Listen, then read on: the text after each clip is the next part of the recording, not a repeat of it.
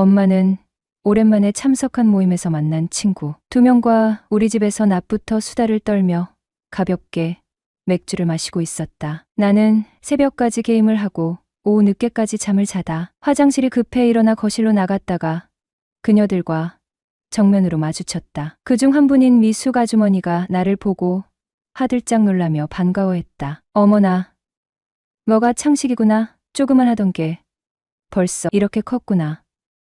밖에서 보면 몰라보겠다. 얘 키가 왜 이리 커? 우리 창식이는 이 아줌마 알아보겠어? 나는 웃으며 대답했다. 광주로 시집 가신 미숙 아주머니 아니세요? 아주머니, 워낙 미인이시라 제가 기억을 못할래야 못할 수가 없지요. 하하. 그녀는 깜짝 놀란 듯 웃으며 말했다. 어머, 초등학생 때 보고 10년 만에 보는 것 같은데 날 기억한다고? 나 갑자기 쟤 때문에 기분이 좋아지는데? 호호. 사실 나는 그녀를 한눈에 알아볼 수밖에 없었다. 내가 사춘기 시절 그녀를 짝사랑해서 내 꿈속에 몇 번이나 나타났던 사람이었기 때문이다. 그녀는 기분이 좋아 보였다. 창식아, 이리 와봐. 오늘 아줌마가 용돈 두둑히 챙겨줄게. 그러더니 지갑에서 수표를 꺼내 50만 원을 내밀었다. 제대 축하한다. 한가한 시간에 가게로 놀러 오면 소고기를 사줄게. 이틀 뒤 나는 그녀의 매장을 찾아갔다. 아줌마, 어디세요?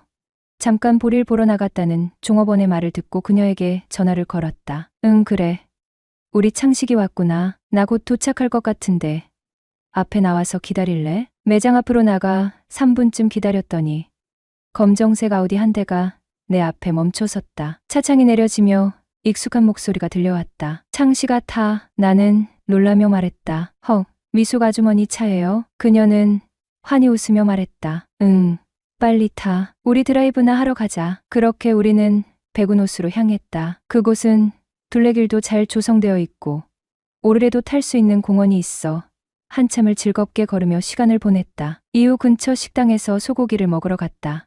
살치살, 등심으로 각각 2인분씩 주세요. 그리고 된장찌개와 공기밥도 2개 주세요. 식당 직원이 음식을 준비하며 이숙 아주머니를 흘깃보더니 웃으며 말했다. 어머, 아드님이 훤칠하니 배우하셔도 되겠어요. 호호.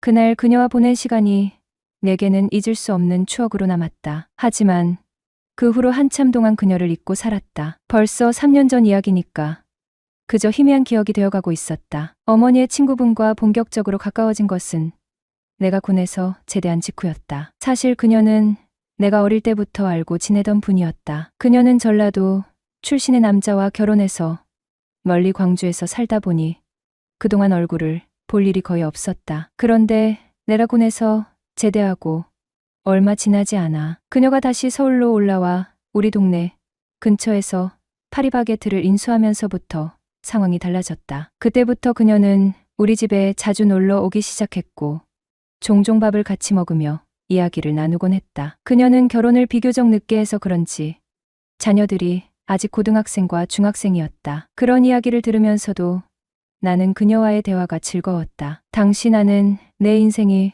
꽤나 엉망이라 더 그랬는지도 모른다. 사실 나는 꽤 넉넉한 집안에서 곱게 자랐다. 부모님은 내가 원하는 것을 다 들어주셨고 돈 걱정은 한 번도 해본 적이 없었다. 그러나 그 행복한 시절은 오래가지 않았다. 어느 날부터인가 아버지의 사업이 흔들리기 시작하더니 끝내 사업은 파산했다. 설상가상으로 아버지는 뺑소니 사고를 당하며 우리 가족은 말 그대로 하루아침에 모든 걸 잃고 말았다. 이제는 방 2칸짜리 조그만 임대 아파트에서 살게 되었다. 환경이 이렇게 변하다 보니 나도 어쩔 수 없이 이전과는 다른 삶을 살아야 했다. 소위 명문대학에 어렵지 않게 입학했지만 집안이 졸지에 망해버린 상황에서 학업에 집중하기란 어려운 일이었다. 솔직히 말하자면 나는 학업보다는 노는 데 더 집중했다. 그 결과 내 학점은 바닥을 기었고 더 이상 이렇게 살 수 없겠다는 판단이 서자 입대를 결정했다. 군복무는 내게 일종의 도피처이자 동시에 새로운 시작이었다. 하지만 문제는 제대 후였다. 내가 제대하고 돌아온 집은 여전히 조그만 임대 아파트였고 가정 형편도 나아진 것이 없었다. 나는 무언가를 해야 한다는 걸 알고 있었지만 알바를 하러 나가기는커녕 하루 종일 방구석에서 게임만 하고 지내던 때였다. 그러니 내 상태는 점점 더 폐인처럼 변해갔다. 그때 어머니의 친구분이 우리 집에 자주 찾아왔다. 그녀는 늘 밝은 미소로 나를 대해 주었다. 너 집에만 있지 말고 밖에 나가서 바람 좀 쐬라는 그녀의 말이 귀찮게 느껴지기도 했지만 한편으로는 그 따뜻함이 위로가 되기도 했다. 그녀는 내가 어떤 상황에 처했는지 이해하려고 노력했고 나를 재촉하기보다는 자연스럽게 동기부여를 주려고 했다. 그녀는 내게 단순히 어머니의 친구, 그 이상이었다. 삶의 선배로서 그리고 내게 필요한 멘토 같은 존재였다. 그렇게 시간이 흘러 그 사이 난 대학도 졸업하고 취업도 하게 되었다. 그때 마침 2년 넘게 만나오던 여자친구가 바람을 피워 헤어지게 되었는데 카카오톡을 초기화해버리고 한동안 방황을 했었습니다. 그러다 메일을 허송세월을 보내다 이렇게 살면 나만 손해다 싶어 카카오톡 계정을 재가입했습니다. 친구 목록은 다 날라가고 자동 동기화된 연락처의 사람들만 친구로 떴습니다. 그 중에 한 명으로 미숙 아줌마의 프로필이 뜨는 겁니다. 순간 화색이 돌았습니다. 이 아줌마는 요즘은 어떻게 지내려나. 그녀의 안부가 살짝 궁금하기도 했거든요. 그냥 대놓고 살톡을 보냈습니다. 아줌마, 잘 지내시죠? 저 창식이에요. 그냥 아줌마 생각이 나서요. 안부차 톡 보내요. 톡을 보내고 10여 분 정도 지나지 않아. 어머, 우리 창식이가 웬일이래. 아줌마한테 안부 인사를 다 하고 아줌마 보고 싶어서 연락한 거니라고 답장이 왔습니다. 그리고 자연스레 대화를 이어나갔습니다. 요즘은 뭘 하는지, 어디서 살고 있는지 시덥잖은 대화를 이어나가다 아줌마도 얼마 전 남편이 바람나서 이혼하고 경기도 성남에 오피스텔을 구해 혼자 산다는 걸 알게 되었죠. 그러다 저도 여친이 바람나서 헤어졌단 얘길 구구절절하게 된 겁니다. 그녀는 같은 처지라 동질감을 느낀다며 제 말을 오냐오냐 잘 받아주었고 언제 성남에 올 일 있음 연락하라고 맛있는 거 사준다고 하더군요. 그러다 며칠 뒤 대학 동기랑 술 한잔 하기 위해 친구 동네로 놀러를 가게 되었죠. 약속 시간보다 1시간이나 일찍 도착해서 근처 카페에서 기다릴까 하다가 딱 미숙 아줌마가 머릿속에서 떠오르는 거예요. 왜냐하면 거기가 바로 성남이었거든요. 아줌마, 저 성남에 왔는데 잠시 볼 수 있을까요? 어머, 그러니 그럼 집 주소 보낼 테니 우리 집으로 올래? 네, 지금 갈게요. 모처럼 그녀를 만난다고 생각하니까 왠지 모르게 가슴이 설레었다. 그것도 그녀의 집에서 말이다. 딩동 딩동. 이상하네.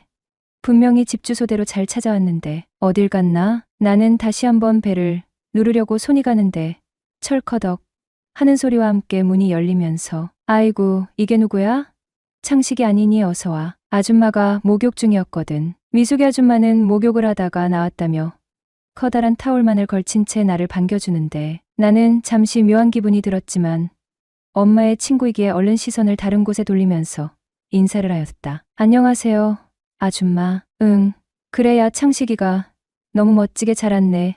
아유, 근데 어떻게 잠시만 소파에 앉아 있을래? 아줌마 머리만 좀 말리고 바로 나올게. 하며 방으로 들어가 버렸고 나는 홀로 거실에 남겨졌다. 창식이 온다고 급하게 씻느라고. 미안한데 창식아, 아줌마 화장 좀 해야 되거든. 10분만 더 기다려줘. 대신 아줌마가 오늘 맛있는 거 해줄게. 나는 미안해하는 아줌마에게 괜찮다면서 저녁은 친구들 만나 먹어도 된다고 했더니 무슨 말이야? 저녁은 먹고 가야지. 내가 창식이를 얼마나 보고 싶어 했는데. 하긴 그 말은 사실일 수도 있다. 나 역시 아줌마가 보고 싶었으니까. 나도 아줌마들이 보고 싶었는데요. 근데 앞으로 여기서 계속 살 거예요? 아줌마는 예전처럼 생글생글 웃으며 응, 이제 여기서 살 거야. 그런데 창식이 너 정말 멋있다. 야, 우리 아들이나 했으면 좋겠다. 호호, 정말요? 저 그럼 여기 살면서 아줌마 아들이나 해드릴까요? 하. 아줌마는 내 말이 떨어지자 갑자기 나를 껴안으면서 이렇게 잘생기고 듬직한 아들이 여기에서 살면 나는 너무 좋지. 쪽. 순식간이지만 나는 그런 아줌마를 보면서 정말 엄마처럼 따뜻한 정을 느끼고 있었다. 아줌마, 저 만나는데 무슨 목욕제계에 화장까지 하시고 그래요. 그게 대체 무슨 소리니? 창식이 만나는데 당연히 이쁘게 하고 만나야지. 뭐예요? 저한테 잘 보여서 뭐하게요. 하하. 아줌마도 여자야. 이쁘게 보이고 싶은 건 당연한 거야. 아줌마는 안 꾸며도 이뻐요. 호. 말이라도 고맙다. 창식이 너 여자친구랑 언제 헤어졌니? 1년 정도 됐죠. 아주머니는 언제 이혼하셨어요? 나는 6개월 정도 됐지. 창식이가 한창 나이에 많이 외롭겠구나. 그쵸. 근데 아줌마나 나나 신세가 왜 이러죠 참. 그러자 미숙이 아줌마는 갑자기 깔깔거리며 웃더니 방금 말 들으니 마치 호라비와 과부 신세라는 말이 생각나네. 우리 창식이 많이 굶주렸겠네 하면서 내 곁으로 바싹 다가왔는데 일부러 그랬는지는 모르지만 살짝 긴장이 되었다. 갑자기 입안이 바짝 마르면서 입안에서는 마른 침이 꼴깍거리며 넘어간다. 아줌마 그만하세요. 오 알았어. 누가 잡아먹기라도 하니? 왜 이렇게 긴장을 하는 거야? 난 오랜만에 얼굴 봐서 반가워 그러는 건데. 왜 꼭 반가움을 이렇게 표현하세요? 이건 내 방식이야. 싫으니? 아뇨. 싫은 건 아닌데 너무 갑작스러워서. 그날 식사를 마친 뒤 자연스럽게 술자리로 이어졌습니다. 그녀는 안주로 대게를 시켜주었는데 오랜만에 제가 좋아하는 대게를 먹어서인지 술맛이 유난히 좋았습니다. 술잔을 주거니 받거니 하며 대화를 나누는 동안 제가 생각했던 것보다 술이 많이 들어갔던 것 같습니다. 그런데도 말짱한 기분이었죠. 술 기운이 오르며 서로 속내를 조금씩 내비치기 시작했습니다. 앞으로 자주 놀러와. 요즘 많이 외롭다는 그녀의 말이 기억에 남습니다. 그 순간은 가벼운 농담처럼 느껴졌지만 지금 생각해보면 그녀의 외로움이 진심으로 묻어나던 한마디였던 것 같습니다. 그러다 갑자기 술이 확 올라와 화장실로 뛰어갔던 기억이 납니다. 그곳에서 정신없이 토했던 것 같은데 그 이후로는 필름이 끊기듯 희미합니다. 중간중간 깨는 듯한 순간이 있었지만 다시 의식을 놓쳤던 것 같아요. 마지막으로 기억나는 건 제가 어느새 잠들었다는 사실이었습니다. 목이 너무 말라 눈을 떴을 때 정신은 여전히 몽롱했습니다. 주변을 둘러보니 분위기가 낯설었습니다. 천천히 몸을 일으켜 보니 그 옆에 그녀가 있었습니다. 순간 심장이 쿵 내려앉는 것 같았죠. 둘이 사고를 쳤다는 것을 직감했지만 이 상황을 어떻게 받아들여야 할지 머리가 복잡했습니다. 그녀를 깨울까 말까 몇 번을 고민했지만 깊이 잠들어 있는 사람을 깨우는 것이 옳은 일일까 싶어 주저했습니다. 술이 덜 깬 상태라 머리도 너무 아팠고 모든 상황이 어지럽게 느껴졌습니다. 결국 한참을 앉아 있다가 조용히 그 집을 나왔습니다. 며칠이 지나 그녀에게서 전화가 왔습니다. 목소리에서 술에 취한 기운이 느껴졌습니다. 나 너한테 차인 거니? 그녀는 다소 장난스럽게 물었지만 그 안에 담긴 감정은 진지해 보였습니다. 내가 이렇게 전화하면 나쁜 거지? 라며 이어지는 질문에 저는 괜찮아요라고 대답했죠. 그랬더니 그녀가 물었습니다. 우리 창식이 지금 어디야? 친구들이랑 놀고 있어요. 아줌마 술 많이 드신 것 같은데 일찍 쉬세요라는 말에 전화를 끊었습니다. 그런데 5분도 채 지나지 않아 다시 전화가 왔습니다. 그런데 그녀는 갑자기 근데 나 창식이가 너무 좋다고 말했습니다. 그 순간 제 머릿속이 복잡해졌습니다. 술김에 괜히 하는 말일 수도 있겠다고 생각했지만 그녀의 목소리는 진지하게 들렸습니다. 저는 대답을 하지 못하고 잠시 침묵했습니다. 그렇게 다른 이야기를 하며 전화를 끊었지만 곧 다시 전화가 걸려왔고 이런 상황이 몇 차례 반복되었습니다. 마지막에는 그녀가 창식아 오늘 하룻밤만 같이 있어주면 안 돼라고 말했습니다. 그녀가 걱정되어 결국 그녀의 오피스텔로 향했습니다. 집 앞에 도착했을 때 마음이 무거웠습니다. 서로 이루어질 수 없는 관계라는 걸 잘 알고 있었지만 그녀를 외면하기엔 그녀의 목소리에 담긴 감정이 너무 절절했거든요. 제가 거부를 하지 못할 만큼요.